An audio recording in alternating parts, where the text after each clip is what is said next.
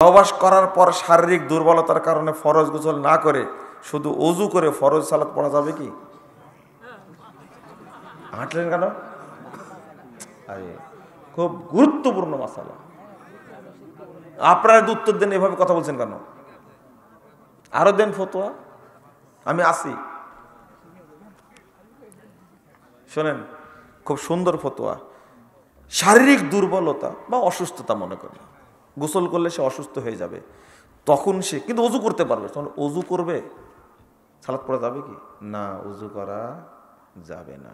আপনি পারবেন অজু করতে, কিন্তু অজু করা যাবে না, তায়াম্মুম করতে হবে। ফাতায়াম্মামু সাঈদান তাইয়্যিবা। বহু মানুষ ভুল করে, সে গোসল করতে পারছে না কিন্তু অজু করতে পারবে, অজু করা যাবে না, তায়াম্মুম করতে হবে। কি বললেন? কি বললেন?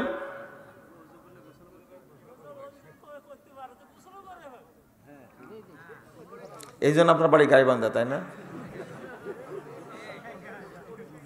শোনেন শোনেন, আর কোনোদিন সারি মাসালা নিয়ে এইভাবে কথা বলবেন না। এটা আল্লাহর কথা উচ্চারণ করে বললাম, এটা বাংলাদেশের কোটি কোটি মানুষ ভুল করে। এটা প্রশ্নটা করছেন খুব সুন্দর, বুঝা যাচ্ছে আপনিও করতেন, এটা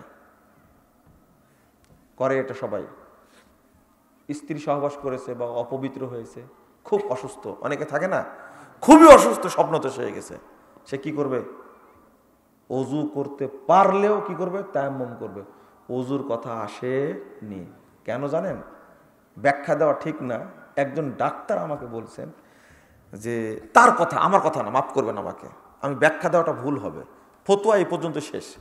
বলছেন যে এটা খুব গুরুত্বপূর্ণ একটা কথা, অজু গোসলের স্থানে অজু করলে গোসলে যে ক্ষতি হবে অজুতেও সেই ক্ষতি হবে। এটা ফিজিক্যাল বলছে, শারীরিক অবস্থা বলছে, একজন ডাক্তার আমাকে বলছেন, তার কথা বলছে। আর আপনি মেরে দিলেন কথাটা যে অজু করতে পারে সে গোসলও করতে পারবে। আপনি পাটায় ধুতে পারেন না, তাই মোজা মাসা করেন আর গোসল করবেন আপনি? বুঝেননি কথা? উত্তর তো পেয়ে গেলেন এবার। হ্যাঁ, মোজা কানে পড়েছেন, প্রশ্ন করতে করতে ফেনা তুলে ফেলেন, মোজার উপরে মাসা করা যাবে? তাও সুতার মোজা না চামড়ার মোজা? আর বলছে কি যে উজু করতে পারবে সে গোসলও করতে পারবে। কত তফাৎ! এগুলো যুক্তি দিতে যাবেন না। আপনি গোসল করতে পারবেন না, স্ত্রী সহবাস করেছেন, অসুস্থ হতে পারেন, অসুস্থতা বেড়ে যেতে পারে, আপনি সরাসরি তায়াম্মুম করবেন। এটাই হলো শরীয়ত, মনে থাকবে।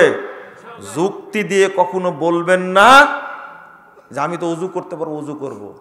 জি, বড় বড় আলেমের গোলামি আছে, তারা মাসালা জানে না, ও বুঝের উপরে, মানহাজের উপরে কর্তৃত্ব করতে চায়। মানহাজ বুঝে না যারা, তাদের সমস্যা।